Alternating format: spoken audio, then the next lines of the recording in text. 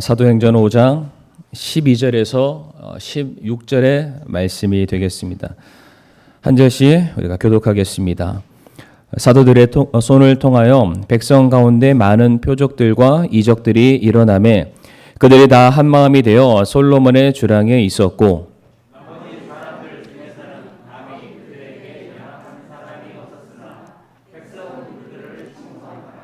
믿는 사람들이 주께 더 많이 더해지니 곧 남자와 여자의 큰 무리들이더라.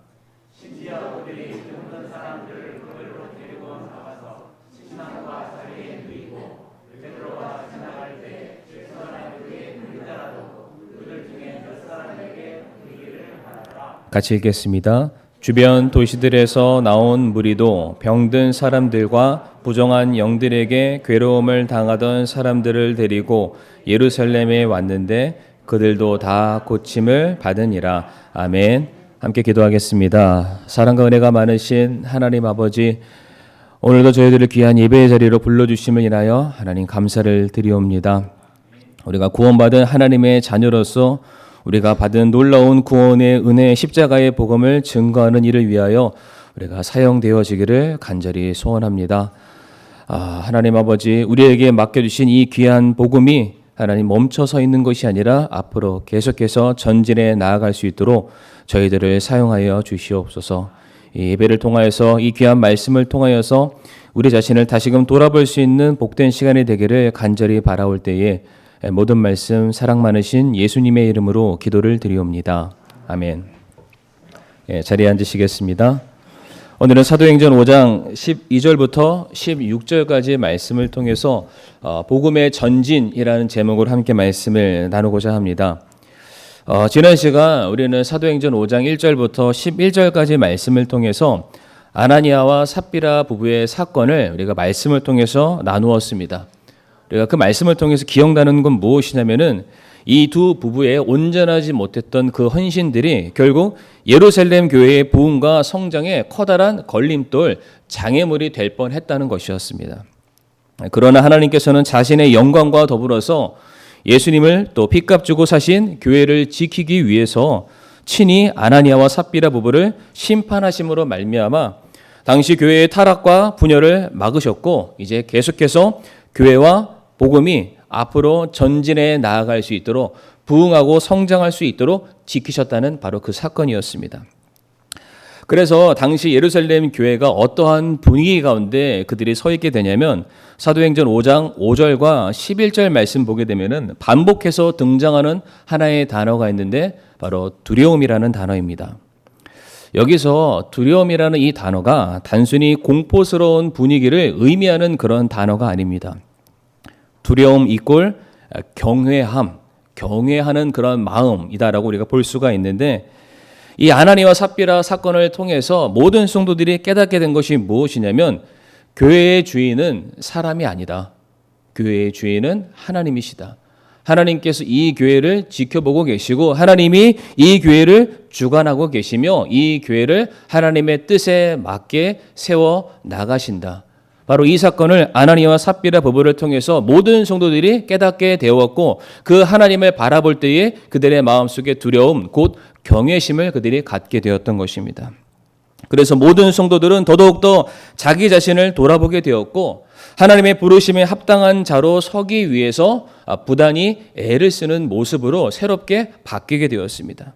다시 말해 교회에 맡겨주신 복음의 역사가 앞으로 계속해서 전진해 나아갈 수 있도록 초대교회의 모든 성도들은 내게 맡겨주신 사명이 무엇인가, 내가 해야 될 일은 무엇인가, 나를 통해서 교회의 필요가 어떻게 채워져야 될 것인가, 이런 것들을 다시금 돌아보는 사건이 아나니아와 삽비라 부부의 사건이었습니다. 자, 그렇다면은 이 복음의 전진이 예루살렘 교회의 성도들을 통해서 어떻게 이루어지게 되었는가? 그 복음의 전진을 위해서 예루살렘 교회의 모든 성도들이 어떠한 마음과 어떠한 자세로 서 있는가? 오늘 본문을 통해서 두 가지를 우리가 살펴보기를 원합니다.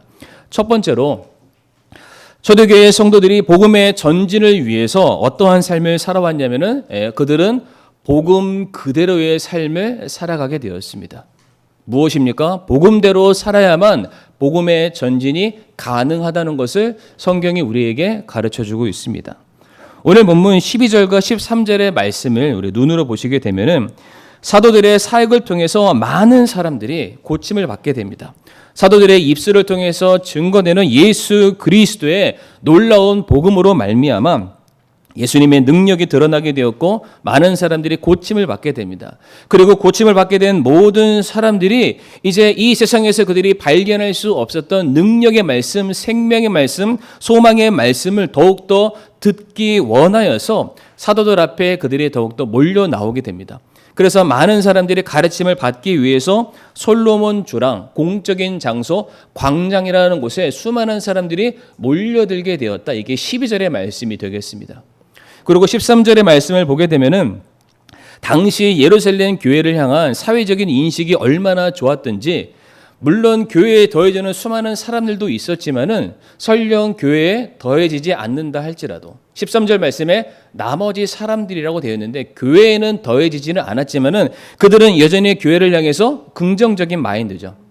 교회를 향해 칭찬했고 칭송을 했으며 참 교회는 좋은 곳이구나라고 사람들이 인정해 주었다는 것입니다. 성도님도 우리가 지금까지 초대교회의 놀라운 부흥의 사건들을 계속해서 우리가 살펴보고 있는데 여기에는 하나의 반복되는 패턴이 있습니다. 어떤 패턴이냐면 먼저 사도들의 강력한 메시지가 먼저 선행이 됩니다.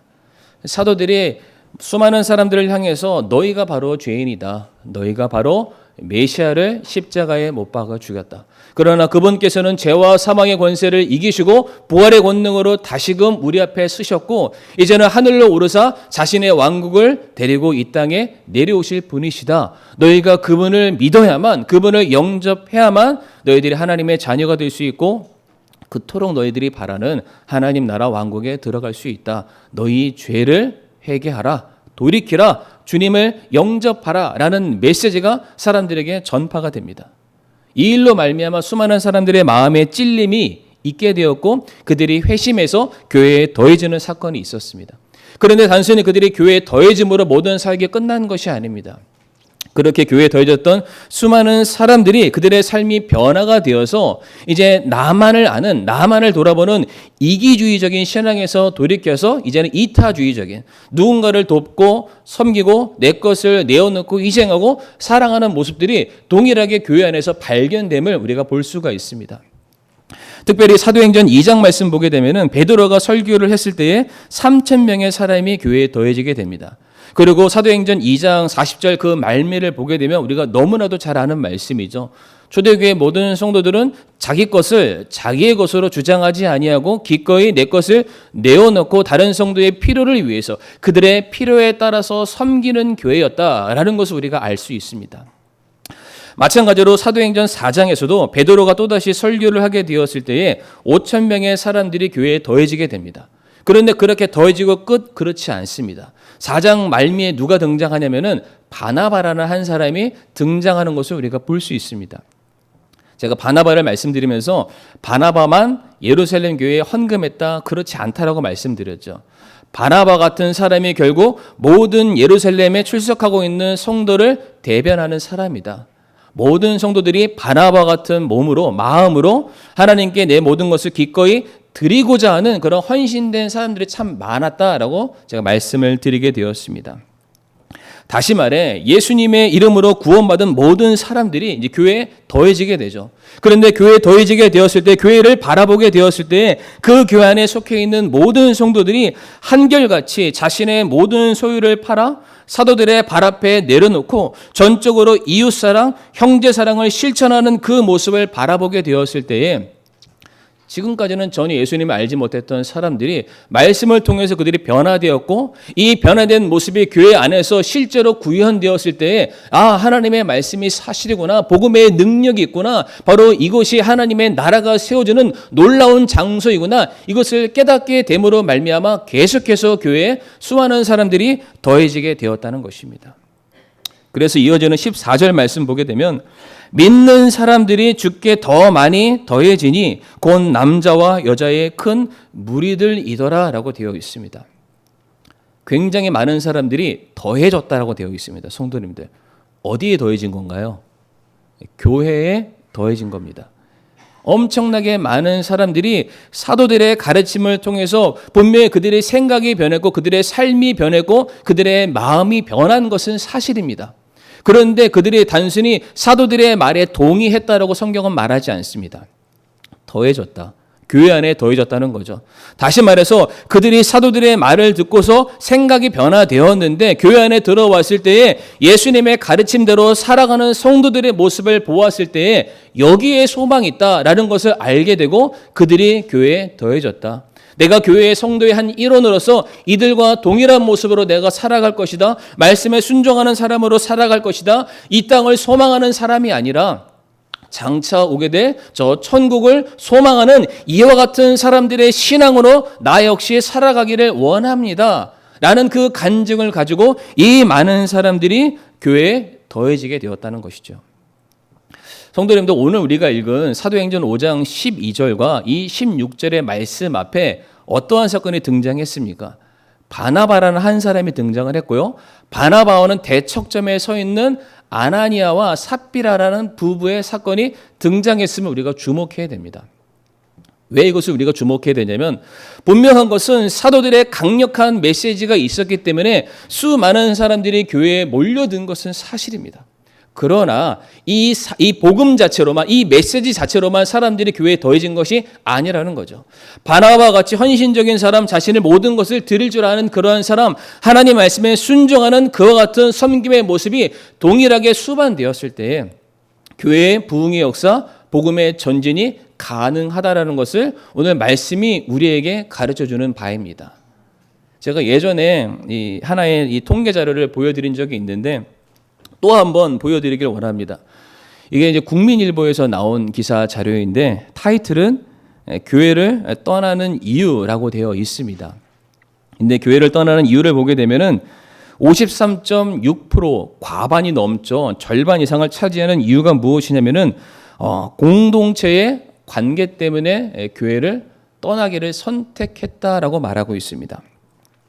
제가 이 기사를 조금 더 자세히 살펴봤더니 공동체 관계라는 게 커다란 두 가지 이슈를 가지고 있는데 하나가 무엇이냐면 교회 안에 배타적인 분위기 때문에 내가 교회를 떠날 수밖에 없었다.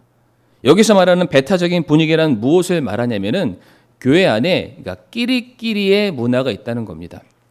어떠한 이해가 관계가 맞는 어떠한 집단과 파당 가운데 이제 새로 들어온 성도나 연약한 성도나 또 다른 성도들이 그 안에 들어가지 못함으로 말미암아 분명한 것은 내가 침례받고 구원받아 이 교회 성도가 되었음에도 불구하고 성도로서의 정체성을 내가 다시금 확인하지 못하게 되었을 때 나는 이 교회 성도가 아니구나, 그냥 그 교회를 떠나는 일들이 생긴다는 겁니다.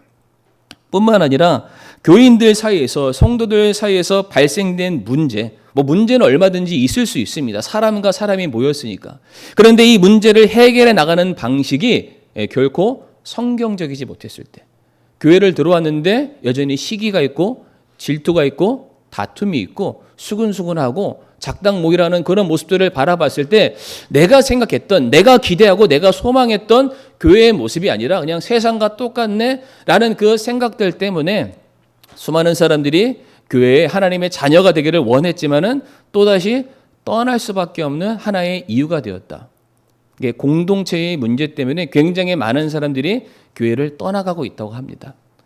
물론 지도자, 목사, 목회자들이 성도들에게 온전하게 제대로 가르침을 주지 못했기 때문에, 그러한 분위기로 잘 이끌어 나가지 못했기 때문에 그것이 하나의 이유와 원인이 될 수는 있습니다.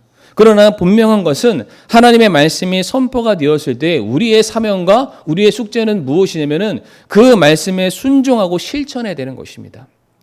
그런데 교회 안에 이론과 실천이 하나가 되지 못했을 때, 서로가 충돌하기 시작했을 때 더 이상 교회는 주님의 몸된 교회가 아니라 하나의 이익단체, 어떤 동호회 정도밖에 안 된다는 거죠. 그렇기 때문에 사람들이 그들의 마음속에 기대했던 꿈꾸던 교회의 어떤 이상적인 모습이 아니기 때문에 결과적으로는 교회를 떠나고 또 다른 것을 찾을 수밖에 없다. 성도님들, 아무리 이 강단에서 대단한 사람이 와서 설교를 한다 할지라도 우리가 그 말씀을 하나님의 말씀으로 받아들이지 아니하고 우리가 그 말씀대로 실천하고 준행하고 순종하기를 꺼려 한다면, 그래서 이 교회 안에 사랑이라는 메시지는 있지만은 실제로 사랑으로 섬기는 모습이 없다면 성도님들, 수많은 사람들이 보이지 않는 문으로 빠져나갈 수밖에 없다는 것입니다. 일부 예배 때도 말씀드렸지만은 최근에 유튜브 교회들이 굉장히 많아지고 있다고 합니다. 그러니까 실제 건물은 없습니다. 그런데 말씀을 통해서 그냥 이제 유튜브로 언제 어디서든 접해서 내가 신앙생활을 계속 유지할 수 있도록. 그런데 요즘 사람들의 입맛에 그게 너무 잘 맞아서 사람들이 실제 방문하지 않더라도 정해진 예배 시간이면은 딱 키면은 나오잖아요. 그러니까 그런 식으로만 신앙생활하는 사람들이 지금 굉장히 많아졌다고 합니다. 왜 그럴까요? 물론 코로나라는 이유도 있겠지만은 그 중에 많은 사람들은 교회 안에서 받았던 상처들이 적지 않았기 때문입니다. 내가 생각했던, 내가 꿈꾸던 교회의 모습이 아니기 때문에 차라리 내가 상처 받을지언정 안 나가는 게 좋겠다. 그러나 신앙생활은 벗어날 수 없으니까 그렇게라도 말씀을 붙들겠다는 사람들이 지금 굉장히 많아지고 있는 게 지금 우리가 살고 있는 현 시대의 모습이기도 합니다. 제가 역사적인 사건 하나 말씀드리길 원하는데 우리 성도님들 이 정도는 머릿속에 기억하시면 좋습니다. 로마 황제 콘스탄틴이 AD 313년에 이제 기독교를 정교회화 시키게 됩니다. 이게 무엇이냐면은 콘스탄틴이라는 황제가 세워지기 전까지 기독교 그리스도인들은 핍박의 대상이었습니다. 그런데 콘스탄틴이 AD 313년에 기독교를 이제 핍박받는 또 다른 이단 종파 중에 하나가 아니라 이거는 제대로 된 종교다. 우리가 믿고 따라야 돼. 수많은 올바른 종교 중에 하나다라고 인정을 하게 됨으로 말미암아 기독교가 핍박으로부터 벗어나게 됩니다. 그리고 그로부터 60년이 지나고 나서는 테오도시우스라는 황제를 통하여서 기독교가 드디어 국교화가 됩니다. 그러니까 인정을 받게 된 거죠.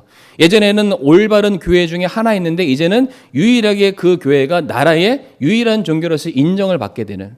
다시 말해 AD 300년이 지나고 나서부터는 이제 교회가 세상으로부터 인정을 받고 칭찬을 받고 교회가 세워지는 그런 일들이 있었는데 마침 그 사이에 변절자, 배교자 줄리안이라는 황제가 등장을 하게 됩니다. 왜 줄리안 황제가 배교자였냐면은 지금 기독교가 국교화가 됐음에도 불구하고 이 배교자 줄리안 황제는 아니다. 예전에 우리가 믿었던 이교도, 옛날 이방신 우상 숭배했던 그때로 돌아가야 된다. 기독교가 국교화가 됐음에도 불구하고 기독교를 핍박하는 황제가 나왔기 때문에 그의 이름을 배교자 줄리안이라고 부릅니다. 그런데 참 재미난 사실이 무엇이냐면 이 줄리안 황제가 이제 자기가 믿고 있었던 이교도 사제들에게 편지를 써서 보냅니다. 대체 뭐하냐? 우리가 예전에 누렸던 그 영광을 다시 찾아야 되지 않겠냐? 정신을 차리고 똑바로 포교 활동해라. 잘해라. 사회의 모범이 되라. 이런 말들을 쭉 하면서 편지를 쓰는데 이교도 부흥 프로젝트 키워드 1 이것만 하면은 부흥할 수 있다. 키워드 1이 무엇이었냐면은 기독교처럼 해라. 이해되셨습니까? 너희들이 믿는 그리스도인들 성도들처럼 똑같이 따라 해야만 너희가 부흥하고 성장할 수 있다라는 편지를 써서 보냈다는 것입니다. 당시에 로마 황제들이 이렇게 핍박받고 어려움 속에 살고 있었던 자기의 백성들, 자국민들을 돕기 위해서 생필품이나 식량을 나눠주는 그런 일들을 많이 했었는데 이 일을 누구에게 맡겼냐면은 그 나라 공무원들에게도 안 맡겼다고 합니다. 왜? 그거를 주면은 착복하니까, 숨기니까 10개를 주면은 8개만 나눠주고 6개만 나눠주고 자기가 일부 가져가면서 자기의 배를 배불리는 그런 사람들이 있었기 때문에 그들에게 안 맡기고 그와 같은 일들은 누구에게 맡겼냐면은 그리스도인들에게만 맡겼다고 합니다. 그리스도인들에게 그것을 맡기면은 이 사람들은 분명하게 정확하게 쌀 한 톨 훔치지 않고 예를 들어서 쌀 10개를 줬다. 10명에게 나눠주는 것 정확하게 그 일을 감당했다고 합니다. 그런데 역사적인 근거를 보니까 예를 들어서 황제가 10개를 나눠주잖아요. 10명이 받아야 되는데 몇 사람이 받냐면 12사람, 13사람이 받는 겁니다. 무엇을 말합니까? 그리스도인들이 그 사람들을 찾아갈 때 자기 것까지 내어놓아서 더 많은 필요에 있는 사람들에게 나눠주는 그런 일들을 감당했다는 것입니다. 당시의 기독교인들, 그리스도인들은 청렴결백, 사랑 실천, 말씀 순종의 롤 모델이었고 정말로 많고 많은 여러 많은 종교들이 있지만은 바로 저들이 믿는 하나님만이 유일하신 하나님이시고 저들이 믿는 종교만이 참된 진리와 사랑을 실천하는 살아있는 종교다. 수많은 사람들이 그로 말미암아 교회에 더해지거나 교회를 더해지지 않는다 할지라도 교회에 대해서만큼은 인정했다는 사실입니다. 사랑하는 성도님들, 우리가 전하고자 하는 복음의 메시지는 결코 하찮은 것이 아닙니다. 우리가 전하는 놀라운 이 십자가의 복음은 한 사람을 살릴 수 있고 썩어져가는 것을 새롭게 만들 수 있으며 죽어가는 사람들에게 산 소망을 줄 수 있는 위대하고 놀라운 복음이라는 것입니다. 그런데 이 메시지가 다른 사람들에게 설득력 있게 전달되려면, 내가 전달하는 이 메시지가 다른 사람들의 마음과 심금을 울리기 위해서는 성도님들, 말 잘하는 것도 정말 중요하고 내가 준비된 사람인 거, 공부 열심히 하는 것도 정말로 중요하지만은 메시지가 그 사람에게 전달되기 위해서 가장 중요한 건 메신저의 삶이 메시지와 동일해야 된다는 사실입니다. 내가 말씀 그대로의 삶을 살지 아니하면서 하나님이 당신을 사랑하십니다. 그 사랑을 증거하시기 위해서 예수 그리스도를 이 땅에 보내셨고 당신을 구원하기 위해서 십자가에 못 박혀 돌아가시기까지 희생과 섬김의 본을 보여주셨습니다. 그분을 당신들이 영접하면 구원받을 수 있습니다. 죄사함 얻을 수 있습니다. 천국에 들어갈 수 있습니다. 라고 그렇게 말을 하면서 내 삶의 사랑의 모습이 단 한 톨도 보이지 않는다면, 주님의 섬김이 강조했지만 내 삶에는 섬김과 희생과 나눔이라는 것을 전혀 발견할 수 없다면은, 낮아짐의 모습이 아니라 이기적인 마음이 내 안에 있다면은, 그리고 천국을 소망하고 기대하는 그런 삶이 아니라 이 세상 사람들처럼 똑같이 이 세상의 성공과 부귀와 인기와 명예만을 바라는 그런 모습으로 내가 살아가고 있다면, 내가 전달하는 복음을 그들이 어찌 듣겠습니까? 내가 전달한 이 메시지에 대해서 그들이 동일한 갈급한 마음으로 어떻게 그 메시지를 받아들이겠냐는 말입니다. 중요한 건 초대교회의 성도, 초대교회의 놀라운 부흥의 역사 속에서는 사도들의 강력한 메시지가 있었던 것은 사실입니다. 그런데 그 메시지를 먼저 받아들이고 교회의 성도 되기를 원했던 모든 기독교인들, 모든 크리스찬들이 그 말씀대로 살아가는 모습을 보이기 시작했을 때에 세상 많은 사람들이 그 모습을 보고 교회에 더해지게 되었다. 메시지만 있었던 것이 아닙니다. 메시지를 감당하는 온전한 삶을 살아가는 메신저의 삶, 성도의 삶이 있었다. 복음 그대로의 삶을 살아가는 성도들이 있었기 때문에 세상 사람들이 복음이 지금도 살아있고 앞으로 전진하고 있다는 것을 그들이 발견하게 되었다는 것이죠. 그러므로 우리 사랑하는 성도님들, 우리가 복음을 먼저 전하기 전에 복음에 대한 확신이 우리에게 있기를 원하고 우리 자신이 먼저 복음 그대로의 삶을 살아가기를 간절히 소원합니다. 두 번째로, 복음이 전진하기 위해서 필요한 것은 무엇이냐면은 모두가 다 헌신해야 한다는 것입니다. 어떠한 부분만, 어떠한 사람만이 아닙니다. 모두가 다 헌신할 때에만 성도님들 복음의 전진이 가능하다. 오늘 본문 15절 말씀 보게 되면은 심지어 그들이 병든 사람들을 거리로 데리고 나가서 침상과 자리에 누이고 베드로가 지나갈 때에 최소한 그의 그림자라도 그들 중에 몇 사람에게 덮이기를 바라더라라고 되어 있습니다. 사도들을 통해서 놀라운 이적과 기적의 사건들이 계속해서 일어나게 되었고 수많은 사람들이 그것을 또한 경험하고자 예루살렘 교회로 계속해서 몰려드는 사건이 일어나게 됩니다.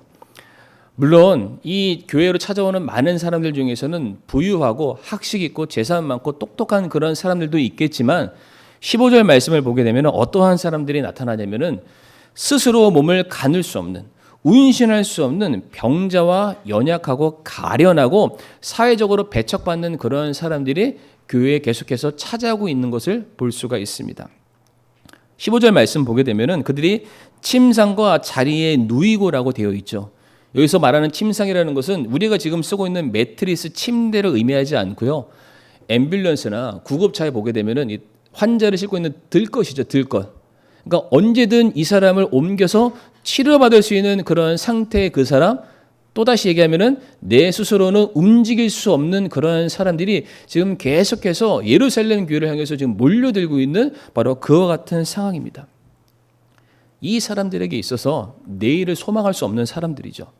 자기 스스로의 몸조차 움직일 수 없으니까 그 손으로 물 한 잔 떠먹을 수 없고요. 그 손으로 약조차도 먹을 수 없는 그러한 사람들입니다. 만약에 이들에게 돈이 있었다면 그 돈으로 약을 사 먹거나 의사를 찾아가서 몸을 고쳤겠죠. 만약 이들에게 도움을 줄 수 있는 사람들이 있었다면 그 사람들에게 찾아가서 그들의 필요를 얻었겠죠. 그런데 이 사람들이 의사를 찾아가지 아니하고 다른 도움의 손길을 찾아가지 아니하고 예루살렘 교회로 찾아왔다는 그 얘기는 그 누구에게도 도움을 받을 수 없는, 내가 지금 당장 이 사도들을 통해서 생명의 말씀 치료의 손길을 받지 아니하면은 당장에 죽을 수밖에 없는 가련한 수많은 사람들이 교회에 몰려들게 되었다라고 말하고 있습니다.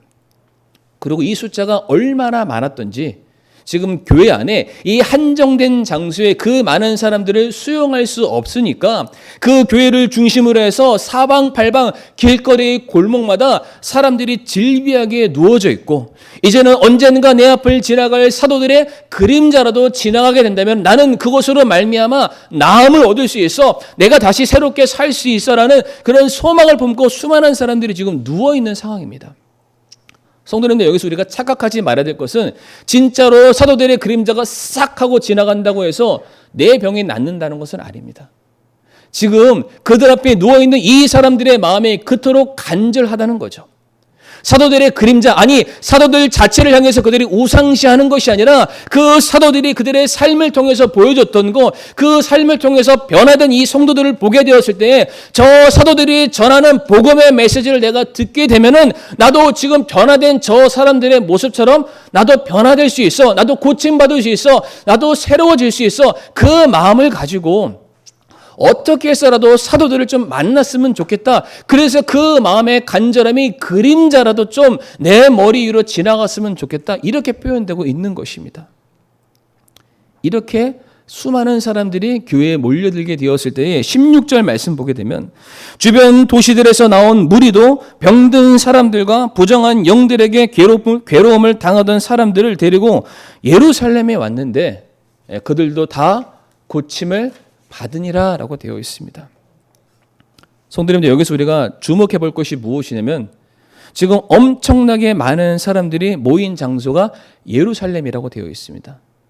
이거는 어떤 지역을 얘기하는 것이 아니라 교회를 말하는 것입니다. 지금 수많은 사람들이 예루살렘 교회에 왔습니다. 그리고 그 사람들이 교회에 오게 되었을 때 어떻게 되었네요? 다 고침을 받으니라. 성도님, 여기서 고침이라는 이 단어가 헬라어로는 뭐라고 읽냐면은 테라퓨오라고 있습니다. 테라퓨오. 근데 이 단어를 어원 삼아서 어떠한 단어가 파생됐냐면 아마 들어보셨을 겁니다. 테라피. 우리 자매님들 아시죠? 테라피. 모르시나요? 잘 아시죠? 마스크를 쓰셔서 아시는지 모르시는지 모르겠습니다. 테라피, 치료받다. 뭐 그런 거잖아요. 치료요법. 그런데 이 테라퓨라는 이 단어의 원어를 살펴보니까 치료하다는 뜻보다 섬김을 받다, 돌봄을 받다, 그리고 긍휼히 여김을 받다라는 뜻이 더 큽니다. 그러니까 다시 말해서 엄청나게 많은 사람들이 지금 교회에 왔잖아요. 사도들을 만나기 위해서 왔잖아요. 그런데 이 사람들은 지금 사도의 그림자조차 지금 누릴 수 없는 그런 수많은 사람들입니다. 그러니까 그 사람들이 지금 사경을 헤매고 있잖아요. 내가 지금 도움 받지 못하면은 내일은 죽을 수도 있는 그런 사람들이잖아요. 그런 사람들이 질비하게 찾아오고 있을 때 이들을 누군가는 섬겼다는 겁니다. 이들에게 당신 조금 급하니까 조금 안쪽으로 들어오세요.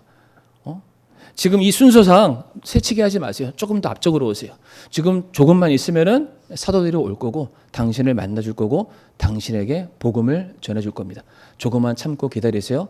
찾아온 그 사람들의 고름을 닦아주고 아픈 곳 어루만져주고 손을 붙잡아주고 옆에서 함께 기도해주고 그가 나음을 얻는 그 순간까지 계속해서 옆에서 돌보고 섬기고 긍휼히 여겨주고 중보로 기도해주는 누군가의 돕는 손길이 있었기 때문에 결국 사도들과 성도들의 섬김이 하나가 되었을 때에 그 교회를 찾아오는 모든 사람들이 다 고침을 받게 되었다라고 성경은 말하고 있습니다. 사도들만 잘해서 이 일이 감당되지 않는다는 겁니다. 성도들이 동일하게 영혼들을 섬기고 사랑하는 마음이 있었기 때문에 이미 사도행전 4장 말씀에 바나바 같은 성도들은 사도들의 발 앞에 그들의 모든 소유, 재산, 물질을 드렸습니다. 이 물질을 발 앞에 드렸다는 것은 이거를 도구 삼아 사용해 주세요라는 뜻이었잖아요.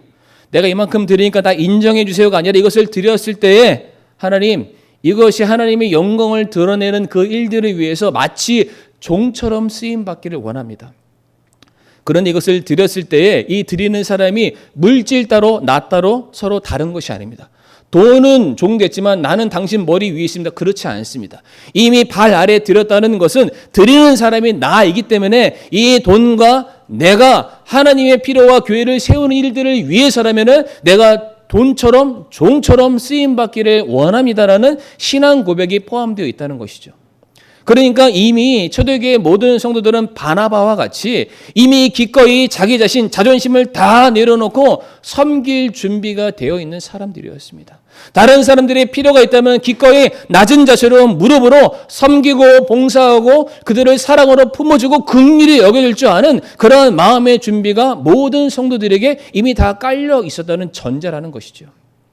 그러하게 교회를 찾아왔을 때에 저 불쌍한 영혼들, 일면식도 없잖아요. 알지도 못하잖아요. 그들은 불쌍하고 가련하고 없는 자들이었습니다. 그들이 교회에 와서 치료받는다고 해서 교회에 헌금을 하겠습니까? 그렇지 못하는 사람들이죠. 절대 빈곤의 사람들이 교회에 찾아왔을 때 그들을 향해서 아낌없이 어떻게 헌신할 수 있겠습니까? 그 아픈 사람들도 사도의 고침을 받기 위해서 기다리는 순간순간이 고생이었겠지만은 예루살렘 교회의 성도들 역시 계속해서 찾아오는 그 수많은 사람들을 케어하고 돌보는 그 일들 역시 그들에게 굉장히 괴롭고 힘든 시간들이었을 겁니다. 그러나 중요한 것은 이미 이 초대교회 예루살렘 교회의 모든 성도들은 예수님으로부터 말할 수 없는 긍휼하심과 은혜와 사랑을 입은 자들이기 때문에 그들 역시 이미 낮아지는 모습으로 낮아지는 그 마음으로 섬기고자 그들이 동참했기 때문에 사도들이 복음을 전했을 때 변화된 그 영혼들 한 명 한 명 다 돌보고 섬길 수 있게 되었고 바로 그와 같은 영혼들이 교회에 더해지게 되었고 설령 교회에 더해지지 않는다 할지라도 그 모든 사람들이 그래 교회만은 이 땅의 유일한 희망의 등불이다. 하나님의 말씀만이 진리고 사실이다. 이것을 인정해 줬다는 것입니다. 모든 성도들이 내가 나이가 많으니까 나는 못하겠다. 그렇게 하지 않았습니다. 내가 너보다 더 많이 헌금했으니까 나는 헌금한 걸로 난 좋게 네가 해라고 나는 안 할래. 팔짱 끼지 않았습니다. 내가 이 교회 창립 멤버라고 해서 내 할 일 따로 있고 네 할 일 따로 있고 내가 더 지위가 높으니까 나는 너에게 명령할 테니까 너는 내 명령에 따라서 손과 발에 대해서 섬겨 이렇게 하지 않았습니다. 모든 성도들이 자기 교회를 찾아오는 그 수많은 수천 명의 사람들 한 명 한 명 돌보는 그 일들을 위해서 네 내일 따지지 아니하고 모두가 다 같이 헌신하게 되었을 때 그 수많은 사람들이 다 고침을 받게 되었더라. 한 명도 그냥 돌아가는 사람이 없었다는 겁니다. 그 영혼들 돌보는 일에 모든 성도들이 쓰임 받았다. 성경에 이 헌신에 대한 한 가지 원리만을 말씀드리고 말씀을 마치길 원하는데 민수기 8장 24절과 26절 말씀 보게 되면은 섬김의 한 가지 원리를 성경이 우리에게 가르쳐 주고 있습니다. 이게 뭐냐면 레위 지파들을 향한 하나님의 명령입니다. 레위 지파들은 성막 혹은 성소를 세우고 어떤 종교적인 제의 활동을 이루기 위해서 하나님께서 따로 구별해 놓으신 지파입니다. 그러니까 이들은 전적으로 다른 일을 하는 것이 아니라 무슨 쌀을 짓거나 농사를 하거나 다른 일을 하는 것이 아니라 전적으로 이 성전만을 위해서 구별된 사람들이죠. 그런데 24절 말씀 보게 되면은 레위 사람들에게 속한 일은 이러하니 곧 25살이 넘은 자들은 들어가 회중의 성막에서 섬기는 일을 할 것이요라고 되어 있습니다. 레위 지파라고 해서 아무나 다 하고 갓난아이 때부터 일하는 것이 아니라 이제 성인이 되었을 때, 충분한 힘이 되었을 때, 성경을 자세히 보게 되면은 여기서는 25살이라고 되어 있는데 다른 부분에서는 20살이라고 되어 있습니다. 이게 뭐냐면은 20살부터 25살이 될 때까지는 이제 오리엔테이션을 받는 겁니다. 내가 성막을 짓기 위해서 사전 정보가 있어야 되잖아요. 함부로 헛되이 망령되이 행동해서는 안 되기 때문에 오리엔테이션을 받는 기간이 5년이 포함되고 네가 이제 25이 되었다. 그러니까 지식적으로도 충만하고 육체적으로도 건강한 그 나이가 되면은 이제 드디어 너가 성막을 섬기는 일을 하라. 그런데 이어지는 25절 말씀 보면은 뭐라고 되어 있습니까? 50살이 넘은 자들은 성막에서 섬기는 일을 그만두고 더 이상 섬기지 아니하되. 우리 성도님들 50 넘으신 분들 계십니까? 50 넘었다고 성경에 이렇게 나와 있으니까 나는 쉬겠다 이러면 절대로 안 됩니다. 이게 그 뜻이 아니기 때문입니다. 성도님들 착각하셔서는 안 됩니다. 갑자기 오더니 목사님 어디죠? 민수기 8장 25절 50 저 50 하나 시키지 마세요. 이러시면 절대로 안 됩니다. 아까도 말씀드렸지만 이 장성한 사람만이 감당할 수 있는 일, 이게 성막의 일이라고 종교적인 일이라고 멋들어진 옷만 입고 어서 오십시오. 사랑합니다. 축복합니다. 이 일이 아닙니다. 왜 레위 한 지파를 하나님께서 딱 구별하실 수밖에 없었냐면은 그들이 사용하고 옮겨야 될 그 짐들이 어마무시하기 때문입니다. 그 성소를 만드는 뭐 텐트, 뭐 기둥, 번제단, 금향당, 떡상 이런 거 하나하나 성경 말씀 잘 보고 연구하시잖아요. 그러면은 수십 킬로에서 수백 킬로가 나갑니다. 그러니까 이 성막과 성소를 지키고 세우는 그 일들은 좀 쉽게 얘기해서 거의 막노동에 준한 일입니다. 그렇기 때문에 젊은 사람, 힘 있는 사람, 청춘들만 너희들이 일해라. 그래서 너희 젊은 때에 너희 힘이 있을 때에 열심을 다해서 섬겨라. 다만 50살이 넘어가면 하나님도 이거는 인정해 주시는 거예요. 좀 힘들 테니까, 무릎이 좀 아플 테니까, 어깨가 쑤실 테니까 그때는 좀 쉬어라. 내가 인정해 줄게. 그런데 26절이 되게 중요합니다. 뭐라고 되어 있습니까? 다만 책무를 지기 위해 회중의 성막에서 자기 형제들과 함께 섬길 것이요 섬기는 일을 하지 아니하리라. 헷갈리시죠? 섬기라는 거야, 섬기지 말라는 거야. 이게 뭐냐면 50이 넘은 성도들, 레위 지파 사람들을 향해서는 너희들이 실질적으로 육신을 쓰는, 육체를 쓰는 일을 하지 않아도 좋다. 그러나 이미 너희들이 25살 때부터 50살까지, 아니 20살부터 50살까지 어떻게 해야 이 성소 성막을 잘 칠 수 있는가 방법이라든지 노하우가 있잖아요. 그리고 이 성소에 또 내가 참여하는 그 순간 내 마음이 어떻게 거룩해야 되고 내가 어떻게 정결해야 되고 선은 어떻고 후는 어떤지 너무나도 잘 알고 있잖아요. 실수하면 안 됩니다. 함부로 해서는 안 됩니다. 하나님의 영광을 가리우는 행동을 해서는 안 되기 때문에 먼저 삶에 노하고 있는 이 사람들이 새로 더해지는 이 성도들, 레위 지파 사람들에게 이렇게 해야 올바르다, 이렇게 해야 우리가 합당하게 섬길 수 있다, 이렇게 해야 하나님의 영광이 드러날 수 있다, 이것을 옆에서 도와주라는 겁니다.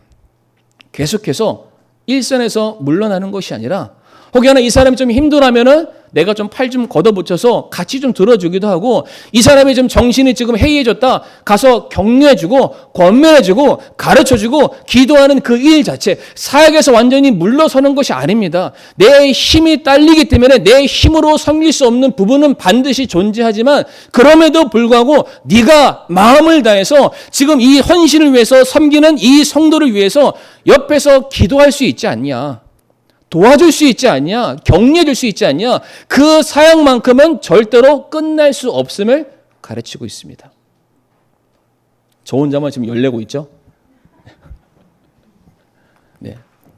그래서 성도님들, 은퇴가 영어로 뭔지 아시죠? retire. 두 글자가 하나로 된 거잖아요. 다시, 플러스 타이어. 무슨 뜻입니까? 타이어를 바꿔 끼다라는 얘기입니다.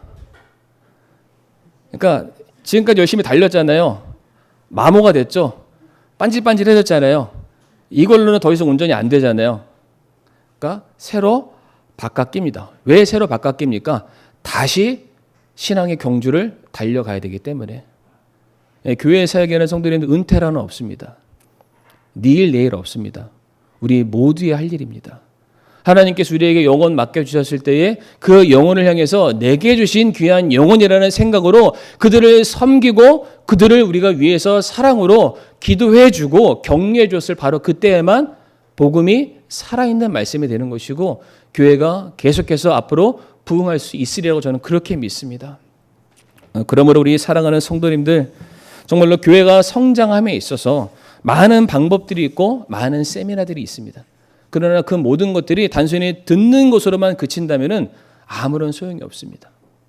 예수님께서도 저와 성도님들을 향해서 사랑한다라고만 말씀하지 않으셨습니다. 그 사랑이 거짓되지 않음을 십자가 위에서 증명해 내셨고 바로 그 사건이 오늘날 우리에게 여전히 강력하게 역사하는 힘이 있는 것입니다.